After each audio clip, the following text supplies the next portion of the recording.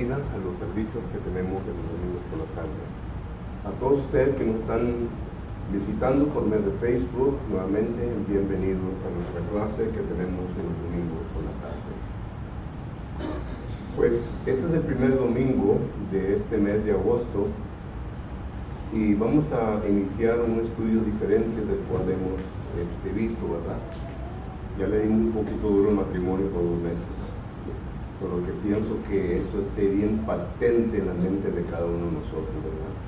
Pero si acaso tiene alguna pregunta concerniente a lo que hemos estudiado y alguien todavía no ha quedado plenamente convencido en su mente de ciertas cosas, pues sienta la libertad de hacer la pregunta, ¿verdad? Si acaso no, pues vamos a iniciar el tema que ya hemos escogido para este mes.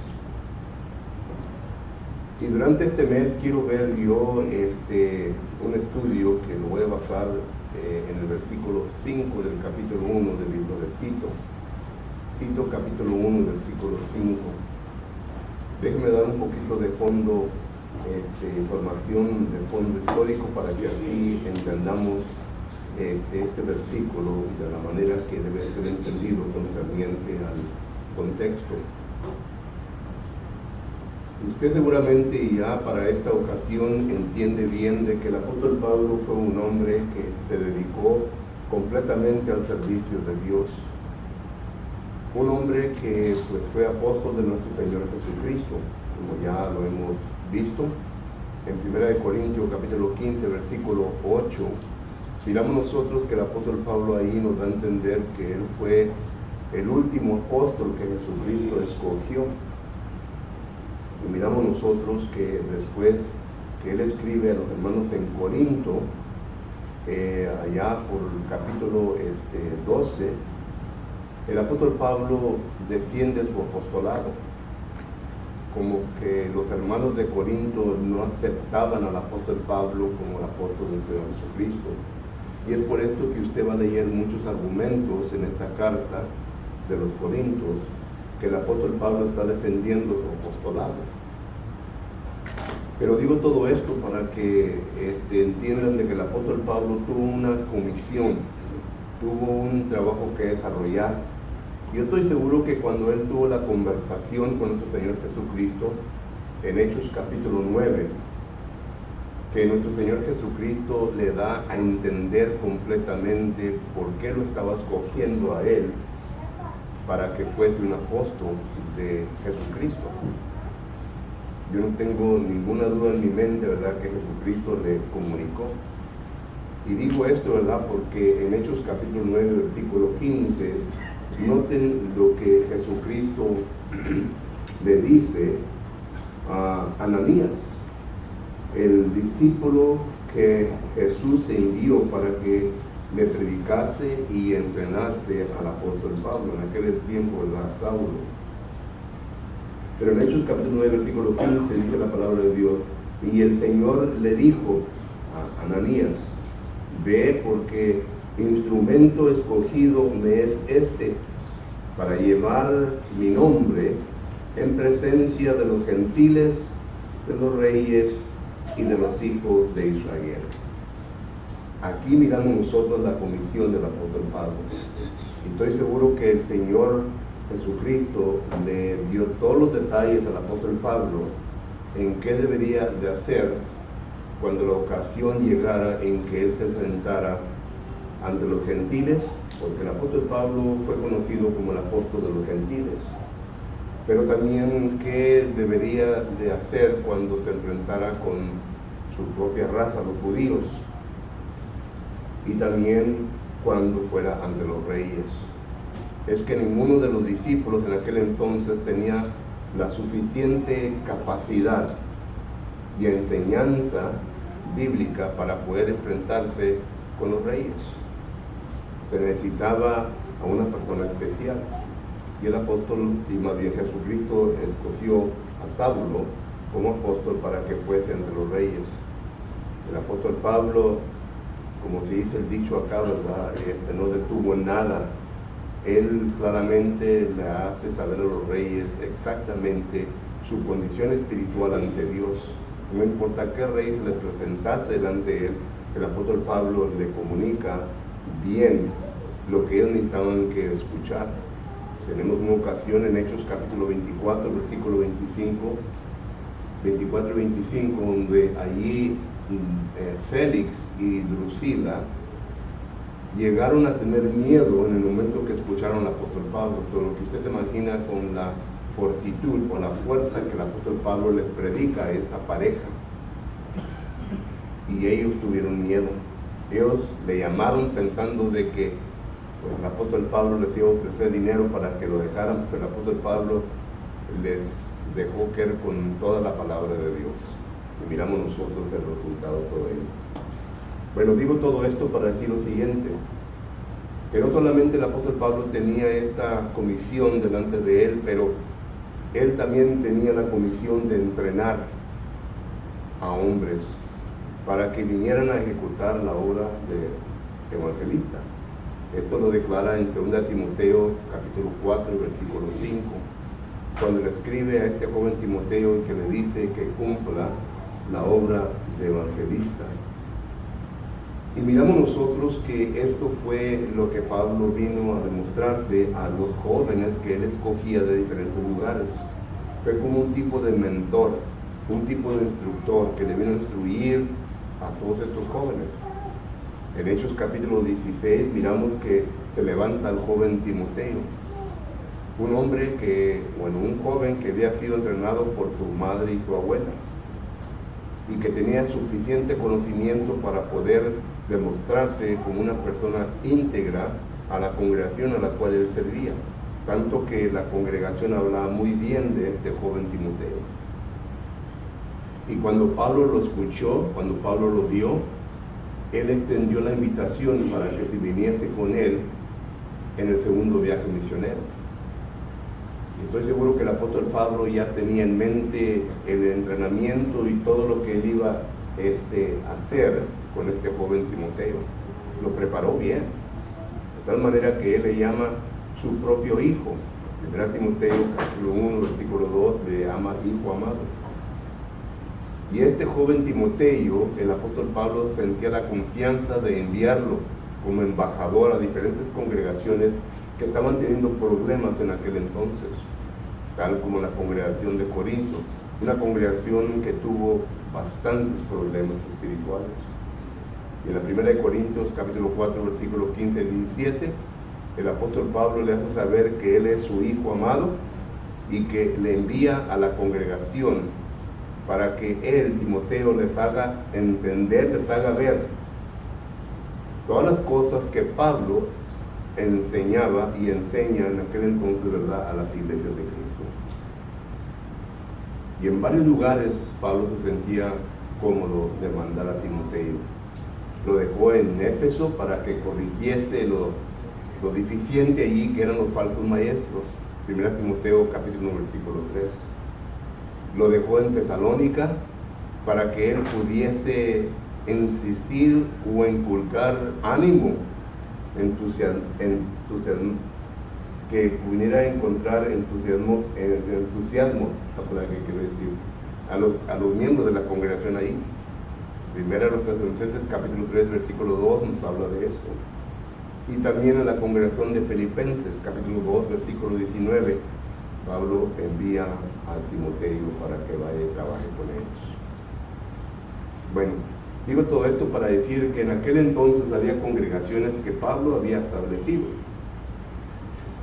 Y en estas congregaciones que Pablo había establecido, él se procuraba en organizar bien que la congregación pudiera mantenerse firme en la doctrina del Señor. Y aún establecía una organización bíblica para que ellos pudiesen continuar adelante. Y esto es la clave, hermanos. Que la congregación esté bien organizada y que esté bien educada, edificada, para que pueda continuar. Porque el predicador no siempre va a estar ahí con ellos, ¿verdad?, ayudándoles con la obra del evangelista. Depende en cada miembro individualmente y depende de los ancianos. Por lo que miramos nosotros que el apóstol Pablo en congregaciones que él establecía, él se procuraba para hacer esto. Pero también había congregaciones que el apóstol Pablo no había establecido, tal como la congregación de Antioquía. En Hechos capítulo 11, versículo 19, miramos nosotros que a consecuencia de la persecución que hubo en Jerusalén, Hechos capítulo 8, versículo 4, varios miembros de esa congregación salieron y establecieron la iglesia, la congregación en Antioquía de Pisidia. Establecieron la congregación, pero le faltaba un evangelista, le faltaba una persona que pudiese enseñarles, instruirles en lo básico para que ellos pudieran organizarse y continuar adelante. Y cuando Bernabé, el hijo de Ánimo, se da cuenta, pues él va a Antioquía. ¿Y a quién creen que va y busca? A Saulo de Tarso, al apóstol Pablo. Estaba en la ciudad de Tarso. Y va y lo trae, y por un año se quedaron ahí instruyendo y edificando la congregación de Antioquía, de tal manera que ellos vinieron a organizarse bíblicamente y hacer lo que tenían que hacer. Y hubo varias congregaciones que se establecieron de esta manera. La congregación de Colosa, en Colosenses capítulo 2, versículo 1, el apóstol Pablo dice que ellos nunca habían visto el rostro de él. La congregación en Colosa Pablo no la estableció. Se dice y se cree, ¿verdad?, que uno de los discípulos que Pablo internó en Hechos capítulo 19, versículos 9 y 10, que él fue el que la empezó. Solo que esto es lo que se comenta y se dice. Pero el punto es eso, de que existieron dos tipos de congregaciones: las que Pablo organizó, entrenó y vino a establecer correctamente como deberían de establecerse, y congregaciones que se establecieron pero que necesitaron ayuda. Esto nos trae a Tito capítulo 1, porque en Tito capítulo 1, hermano, miramos nosotros en el versículo 5 que dice lo siguiente. Tito capítulo 1, versículo 5 dice: por esta causa te dejé en Creta, para que corrigiese lo deficiente y estableciese ancianos en cada ciudad, así como yo te lo mando o te lo mandé. Ahora, es un poquito borroso aquí el concepto de que fue Pablo quien estableció estas congregaciones en la isla de Creta. Es una pregunta y no le podemos contestar concretamente con versículos, pero sabemos que el apóstol Pablo llegó a esta isla, y al llegar a esta isla, Tito venía con él, así como solía hacerlo Timoteo y la caravana que andaba con él de Hechos capítulo 20, versículo 4. Así es como los entrenaba el apóstol Pablo, hands-on training, para enseñarles. Y cuando llegó allí, pues había varias congregaciones. Y la pregunta es, ¿las estableció el apóstol Pablo? No puedo contestar esa pregunta, pero ya estaban establecidas esas congregaciones. Y me da a entender que el apóstol Pablo no las estableció simplemente por lo que dice la siguiente frase: para que corrijas lo deficiente. Eso quiere decir que eran congregaciones establecidas sin evangelistas, sin personas que tomaran el liderazgo para instruir y enseñarles. Y cuando Pablo vio esto, dejó a Tito ahí. El apóstol Pablo iba para Jerusalén, como ustedes bien saben. Y entonces miramos nosotros que esto ya tiene importancia, ya tiene significado. Porque miramos nosotros que había cosas que estaban deficientes ahí. Y entonces nos lleva a las definiciones de la palabra, las palabras griegas. Y las palabras claves en este versículo, ¿verdad? Para mí son dos, porque no va a haber la segunda parte del versículo. Son dos: el corregir y lo deficiente.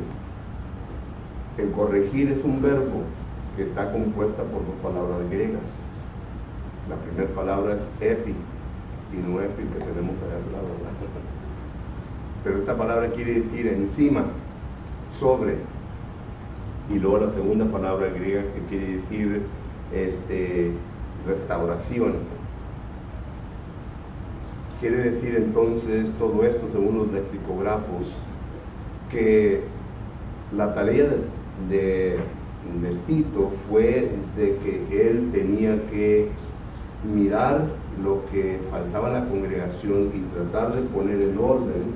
Es un proceso de poner en orden las cosas que faltaban en la congregación, porque eso es lo que la palabra, el adjetivo deficiente nos viene a demostrar. Algo que falta, algo que necesita que volver a ponerse en orden o ponerse en orden. Por lo que entonces esta es la definición, pero todavía aún así no nos contesta qué era lo que estaba deficiente en estas congregaciones. Y no podemos decir que era que les faltaba organización bíblica, lo cual sí les faltaba, porque la segunda parte lo dice. Pero la conclusión, ¿verdad? Y nos da a entender que son dos cosas separadas. Cosas deficientes y que establece ancianos en cada ciudad. Son dos cosas, dos tareas que Tito tenía que hacer. Por eso digo, no voy a hablar de lo segundo, voy a hablar de lo primero. Entonces la pregunta que yo le hago al texto, ¿verdad? Es, y al meditar sobre eso y al leerlo, ¿cuáles fueron las cosas deficientes? Tendríamos que leer la carta o la epístola de Tito para poder encontrar, y no de una manera directa, sino que indirecta, cuáles fueron las cosas deficientes. Por lo que yo he hecho una lista, y esta lista va a ser nuestro estudio, ¿verdad? De este mes. Cada domingo vamos a ver una cosa en particular. Y lo primero, ¿verdad? Y me pongo yo a pensar también y analizar cuáles son nuestras deficiencias como congregación. ¿Cuáles son las deficiencias de las congregaciones de aquí de Metroplex? ¿Nunca se han puesto a pensar en eso? Vuelvo a repetir, nosotros la Iglesia de Cristo no procuramos hacer encuestas de tales cosas, y para mí son importantes. A mí me gusta eso, me gusta hacer la encuesta para así saber, pues más o menos, ¿verdad?, cuáles son las cosas deficientes, pero no tuve tiempo para hacerlo. Pero hablando con predicadores, he formulado una lista, ¿verdad?, en mi mente concerniente cuáles posiblemente fueron las deficiencias de las congregaciones en Creta, y también cuáles son las deficiencias entre nosotros o en nuestras vidas. Y lo primero en la lista, ¿verdad?, ¿qué es? La asistencia. La asistencia. Y me lleva a la siguiente pregunta. ¿Es la asistencia a los servicios, a las clases bíblicas y a cualquier evento que los ancianos dignan necesarios para la congregación, son necesarios que vengamos a asistir a estos eventos, a estas clases bíblicas, a los cultos de oración? ¿Sí? ¿Es un mandamiento o es una opción que tenemos ante Dios? Es un mandamiento, no es opción. Por lo tanto, debemos nosotros de procurar cada vez que se tenga un evento bíblico, ya sea una campaña, ya sea una confraternidad, ya sea lo que sea, ¿verdad?, una reunión de matrimonio, etc., de venir y estar aquí en estos eventos, hermanos. Y más adelante vamos a ver el por qué, pero ahorita estamos viendo, ¿verdad?, la asistencia. Y estoy seguro que en las iglesias de Creta esto era un problema. Y las iglesias de Creta, hermanos, estamos hablando de miembros mucho más pobres que nosotros. ¿Entendemos eso? Y lo digo porque en ocasiones, ¿verdad?, como me dice un hermano siempre, hermano, tengo que trabajar, tengo que proveer por mi familia. Y claro que todos sabemos que tenemos que trabajar y tenemos que proveer por nuestra familia. Todos entendemos eso. Pero eso no quita de la mesa, ¿verdad?, de que la asistencia es un mandamiento. Es un mandamiento. Y podemos nosotros ir, por ejemplo, al Nuevo Testamento, y cuando vamos al Nuevo Testamento, miramos nosotros en Hechos capítulo 2 y versículo 1, es cuando se empieza la iglesia. Y no sé lo que dice la palabra de Dios, es el día de Pentecostés, y dice, cuando llegó el día de Pentecostés, estaban, ¿quién? ¿Algunos? Todos unánimes juntos. Mi pregunta es, ¿quiénes eran todos?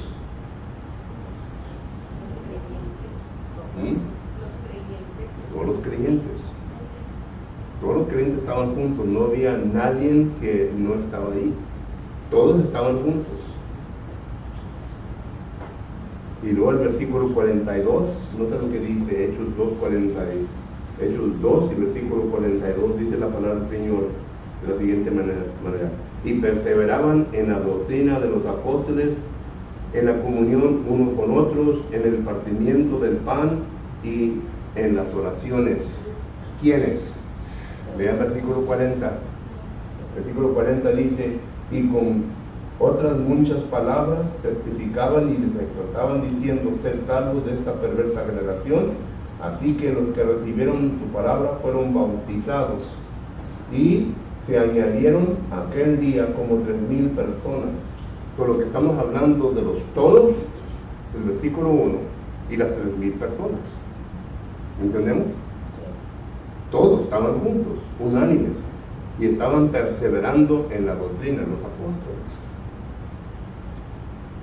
Yo no creo que había uno que se fue para la casa, pues ya esto es mucho ya predicar, y se fue para la casa. Estaban todos juntos. Y aparte de esto, ¿verdad? Miramos nosotros en Hechos 5:42, que decía lo siguiente. Hechos 5:42 dice lo siguiente, en Hechos 5:42 dice: y todos los días en el templo y por las casas no cesaban de enseñar y de predicar a Jesucristo. Todos los días estaban juntos, enseñando y predicando la palabra de Dios. Estos cristianos del primer siglo entendieron muy bien de que la asamblea de los santos era muy importante y de que ellos tenían que venir para ser participantes de la asamblea.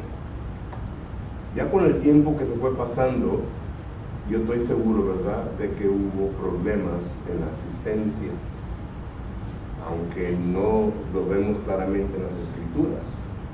Pero luego miramos nosotros, por ejemplo, en la primera carta de los Corintios, capítulo 11, versículo 20, pasaje que leíamos nosotros cuando se está ministrando la cena del Señor.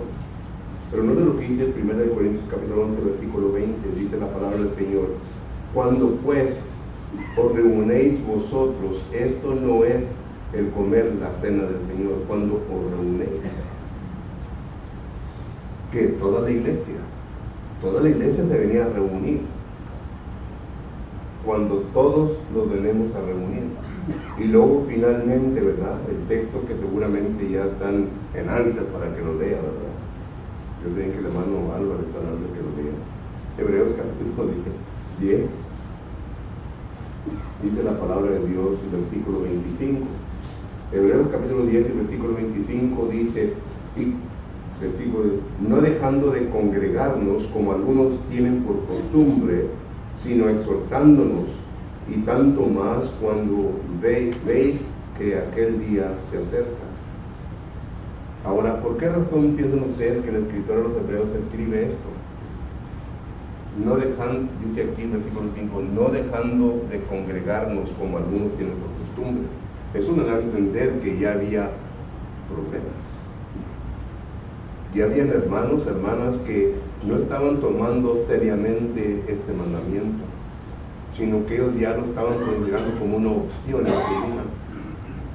Y la asistencia no es una opción, es un mandamiento. Dios quiere que nosotros estemos juntos, unidos. Cada vez que se lleva a cabo un evento en la congregación, y especialmente en el día de hoy. Ahora viene la pregunta: ¿por qué?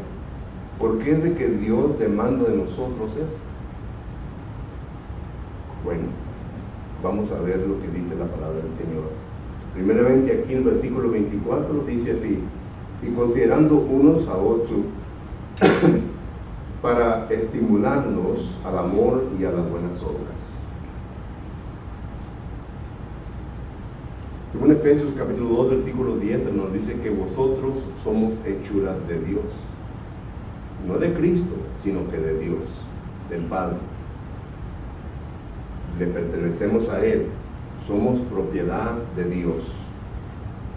No le pertenecemos a nadie más, únicamente a Dios. Y entonces, como hechuras de Dios, Dios ha creado unas buenas obras para que todos nosotros como congregación nos envuelvamos en ellas.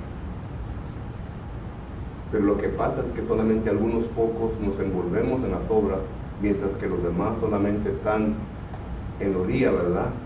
Dando porras. ¿Entienden lo que estoy diciendo? Efesios capítulo 2, versículo 10 dice que vosotros sois hechuras suyas, criados en Cristo Jesús para buenas obras. Y yo sé bien que estas obras, las cuales tenemos que desarrollar, en ocasiones nos vienen a cansar. Hay cansancio, especialmente cuando la carga es un poquito pesada. ¿Entendemos eso? Pero dice la palabra de Dios, ¿verdad? En Gálatas capítulo que es Gálatas capítulo 6, dice que no debemos de cansarnos en qué? Hacer el bien. Gálatas capítulo 6 dice, versículo 9, no nos cansemos pues de hacer el bien, porque a su tiempo pegaremos si no desmayamos. No nos cansemos. ¿Usted cree que Dios nos iba a imponer obras pesadas como Faraón? No son obras pesadas. Se nos hace pesadas cuando yo realmente no tengo humor para envolverme en ellas. Se hace pesadas cuando yo realmente no tengo las ganas y no tengo lo que se necesita para envolverse en las obras que Dios nos ha establecido. Pero cuando yo entiendo todo lo que Dios tiene para mí y todo lo que Dios ha hecho, ¿verdad? Con gusto, con alegría, vengo a hacer eso, lo que tengo que hacer. Y no se me hace gravoso, ¿verdad? No se me hace pesado el trabajo, porque para eso he sido criado, como dice Efesios capítulo 2, versículo 10. Y también Tito capítulo 2, versículo 14 nos enseña esto, que Dios ha creado un pueblo celoso para buenas obras. Solo que entonces miramos nosotros, ¿verdad?, que el propósito por el cual Dios quiere que nos vengamos a congregar, que vengamos a asistir a las clases bíblicas, a los servicios, es para estimularnos al amor y a las buenas obras. Entre más nos vemos, hermanos, más crece el amor uno para con el otro. ¿No se acuerda cuando andaba usted de novio con su esposa? Quería verla todos los días, ¿verdad? No quería dejarla que se fuera a su casa, pero tenía que ir a su casa porque andaban casados. Pero cada vez que la miraba, ¿verdad?, el amor crecía más y más. Bueno, así también nosotros, entre hermanos, vemos el amor uno para con el otro, sigue creciendo. Nos vemos más y el amor crece más. En un tiempo, ¿verdad?, esta familia espiritual no era su familia. Por lo tanto, su amor hacia nosotros era muy pequeño, casi no existía. Pero ahora que ya ha pasado 5, 6, 10 años, ¿verdad que ya le duele cuando un hermano o hermana duele también? ¿Verdad que ya nos duele? Ese es el amor.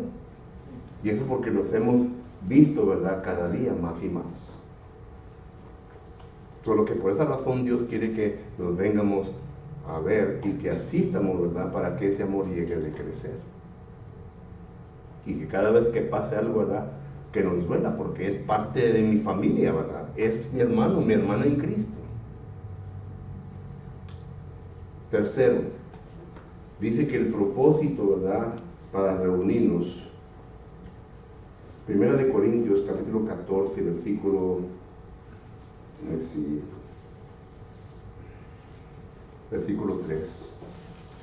1 de Corintios capítulo 14, versículo 3. Dice, pero el que profetiza habla a los hombres para edificación, exhortación y consolación. Aquí hay 3 puntos muy importantes, el propósito por el cual Dios quiere que vengamos a asistir Número 1, ¿verdad? Dice aquí, para ser edificados, hermanos. No que lo sepamos todo. Y esto debe también darle una urgencia en el hermano que se para delante de la congregación para enseñar clase. No nomás es para comunicar algo por 30 minutos, una hora. Ya acabé, ya se está acabando el tiempo, ya me voy. No. ¿Cuál es el propósito por el cual usted está preparando su lección y su sermón? Quiere edificar la mente, el corazón de los miembros. Quiere el predicador, el maestro, el instructor, que crezcan, que vengamos a madurar. Esa es la edificación. Y para que haya edificación, pues se tiene que dar carne. No solamente algo superficial, sino que se tiene que quemar las pestañas, se tiene que profundizar en la palabra, para que así pueda dar a la hermandad aquello lo cual necesita para que haya edificación. Que no digan, ¿verdad? Pues entré al edificio y salí igual. Como en ocasiones he oído, hay hermanos que me dicen, no, pues entré allí y salí peor. Y esto es culpa del que está instruyendo. Claro que no toda la culpa, porque pues si entraste y saliste peor, ¿verdad? Pues vamos a investigar por qué. ¿Estás dormido? Hay hermanos, ¿verdad? Que nomás están manteniendo los ojos abiertos, pero su mente está bien dormida, está bien entorpecida, no están comprendiendo nada de lo que se está diciendo, solo que hay muchos factores envueltos. Pero el propósito de la reunión es para edificación. Y segundo, note lo que dice aquí, dice para exhortación. La palabra exhortación, la palabra paracleto, quiere decir para acercarnos unos a otros y para ver por lo que estamos pasando. Hermanos, todos los que estamos aquí tenemos problemas. Y en ocasiones, ¿verdad?, uno no quiere mencionar los problemas porque no sabemos si mi hermano o mi hermana es suficiente maduro para oír y sí perenlaque. Muchos de nosotros queremos oír y luego se esparrama como fuego. Pero es que andamos buscando alivio, aquello lo cual nos está agotando nuestra alma. Y esa es la palabra exhortación. Sentamos para ayudar, ¿verdad?, a mi hermano y mi hermana que no han leído Gálatas capítulo 6 y versículo 3. ¿Dónde es lo que dice en Gálatas capítulo 6 y versículo 3? En Gálatas capítulo 6 y versículo 2. Sobrellevar los unos las cargas de los otros y cumplir así la ley de Cristo. ¿Qué significa este versículo? Sobrellevar las cargas. ¿A cuáles cargas? Todos traemos cargas, algunos más pesadas que otros. Que en ocasiones sermones o estudios nos hacen llorar porque únicamente yo sé lo que traigo dentro de mí y lo cual me está matando. Pero no tenemos la suficiente confianza de divulgarlo o de decirlo a alguien más, porque en vez de ayudar se va a hacer peor la cosa. ¿Entendemos? Con lo que el propósito es de venir a asistir para ayudarnos unos a los otros. ¿Acaso cuando su propia familia ya carnal, su hermano, su hermana, o su padre, su mamá tiene algo, ¿verdad?, se lo va a decir a toda la vecindad? No. Se tratan de uno al otro. Y de aquí no va a salir nada, no diga nada. Pero en la iglesia, como que es diferente. No debe de ser diferente. Somos iguales, somos una familia. De aquí se debe de quedar. Si voy a abrir mi boca, es para ayudar, es para edificar. Dice que es Efesios capítulo 4 y versículo 28. Dice la palabra de Dios lo siguiente, Efesios que es 4, 28. Dice el que, no es este, ¿verdad? Dice que ninguna palabra corrupta salga de vuestra boca, sino la que es buena para la necesaria edificación, al fin de dar gracias a los oyentes. Que salga, pero que sea para que haya edificación, para que haya aumento, crecimiento. Y claro, ¿verdad? Que tenemos Hebreos capítulo 3 y versículo 13, en donde lo dice lo siguiente. Hebreos capítulo 3 y versículo 13 dice la palabra de Dios lo siguiente: antes exhortados los unos a los otros cada día, entre tanto que se dice hoy, para que ninguno de vosotros se endurezca por el engaño del pecado. Usted y yo, hermanos, luchamos con el pecado. Así como yo lucho con el pecado, usted lucha con el pecado. Y si no tenemos cuidado, el pecado nos va a endurecer nuestro corazón y necesito ayuda. Es donde viene la exhortación, para poder ayudarnos a llegar al punto de que podamos ser victoriosos. Y el tiempo se me está acabando, solo que vamos a ver una más. Primera de los Tesalonicenses, capítulo 4. Capítulo 4, versículo 18 dice: por lo tanto, alentaos los unos a los otros con estas palabras. Y esto lo combino yo con el versículo que acabamos de leer de Primera de Corintios, capítulo 14 y versículo 3, en donde dice, lo último de ese versículo dice, exhortación y consolación, hermanos. Debemos de alentarnos unos a los otros, de consolarnos unos a los otros.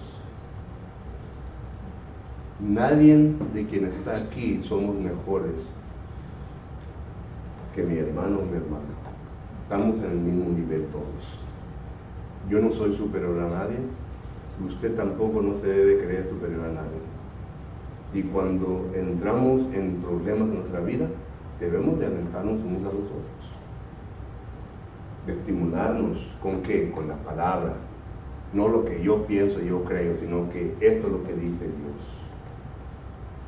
para que pueda haber aumento en nuestra vida espiritual. Solo que regresando a Tito capítulo 1 versículo 5,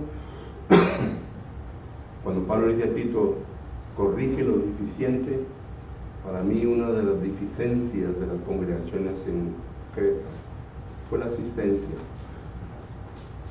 así como lo es en todo el Valle de Texas.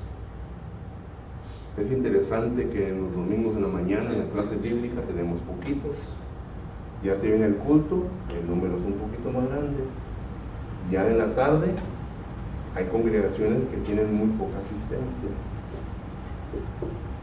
La asistencia sigue siendo un desafío para las congregaciones. Y nosotros como miembros debemos de entender que no es una opción nuestra, sino que es un mandamiento. ¿Quieres dormir un poquito más el domingo en la mañana? Todos queremos dormir un poquito más el domingo en la mañana. Especialmente yo, que ya estoy viejito, porque ya no quiero dormir un poquito más. Todos. Queremos trabajar un poquito más para poder sacar dinero. Yo soy el primero para ponerme en línea. Pero tenemos que entender qué es lo que es importante. Mateo capítulo 6, versículo 33 dice, buscar primeramente el reino de Dios y su justicia, y lo demás será añadido. Y es lo que la palabra nos enseña. Pregunta o comentario.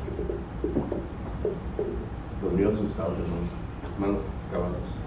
Bueno, ayer leyó Hebreos 10:25, ¿verdad? Pero algo que dice muy importante, el Hebreos 10:22. Dice, acerquémonos con corazón sincero en plena certidumbre de fe, purificados los corazones de mala conciencia y lavados los cuerpos con agua pura. O sea que debemos de realmente ser de verdad. Nuestro corazón, nosotros debemos estar genuinos en nuestra postura hacia Dios. No, usa una palabra que mucha gente se ofende cuando usa. No ser un hipócrita. Un hipócrita en aquel entonces era una persona, un actor, hermano, que tenía una cara diferente. Y cuando se quitaba la cara, ¿verdad? Pues está fulano. Pero mientras que tenía la cara, ¿verdad? Era un hipócrita, porque estaba demostrando a esta persona. Solo que, con este sentido, ¿verdad? No seamos un hipócrita. Somos cristianos, somos hijos de Dios. Debemos ser verdaderos, sinceros en todo. Gracias. Hermano Luz. Hermano Juan.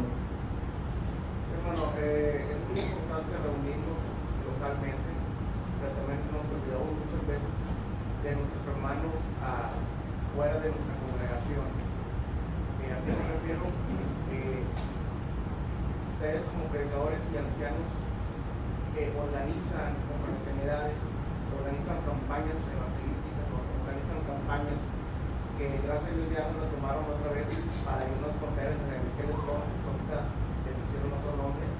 Pero también nosotros tenemos el compromiso, hermano, de ir a apoyar a nuestros hermanos de otras congregaciones.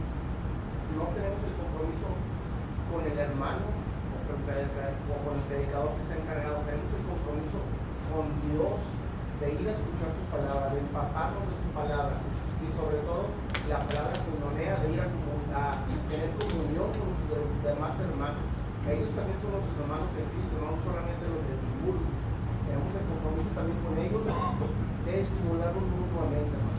Y es muy bonito, hermano, que ir a otras congregaciones y apoyar también a los hermanos. Tú también tienes que participar y ser parte de la obra de Cristo. Muchos de nosotros tenemos, pues, como le diré, la satisfacción de que nos conocen otras congregaciones. Y es muy bonito que ellos te inviten a participar, que seas un miembro activo, no solamente en local, sino también fuera con los hermanos de otras congregaciones.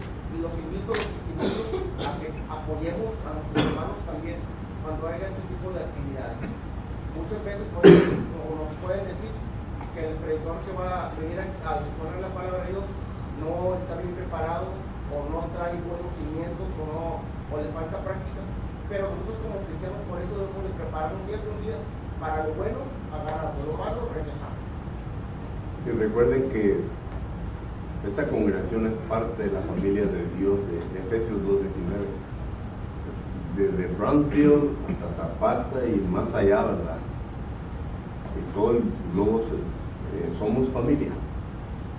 Somos familia.